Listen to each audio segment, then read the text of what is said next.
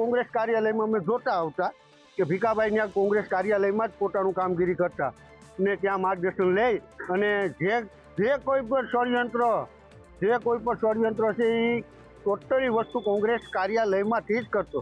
તો આજે મને જાણવા મળ્યું કે ભીખાભાઈ છે એ કોંગ્રેસ કાર્યાલયમાં બેઠા બેઠા અમારા વિરુદ્ધમાં જે કંઈ પણ ષડયંત્ર રચી રહ્યા છે.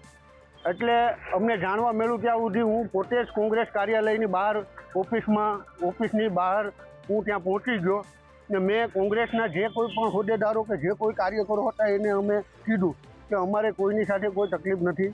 અમારે તો ફક્ત ને ફક્ત અમારો ભાજપનો મોટો હોદ્દો લઈને જે બેઠો ભીખા નામનો વ્યક્તિ એને અમારે ખુલ્લો કરવાનો છે અને ખુલ્લો પકડવાનો છે કે ભાઈ કોંગ્રેસની કાર્યાલયમાં વારંવાર તમારું શું કામ છે. મારે જિલ્લા સંગઠનને જિલ્લા પ્રમુખ એના ઉપલા અધિકારીને પણ મારે કહેવું છે કે આવા પાર્ટીને નામે જે બીજા લોકોને બદનામ કરે છે એને તાત્કાલિક અસરથી સસ્પેન્ડ કરો, બરતરફ કરો, એને તાત્કાલિક બરતરફ કરો.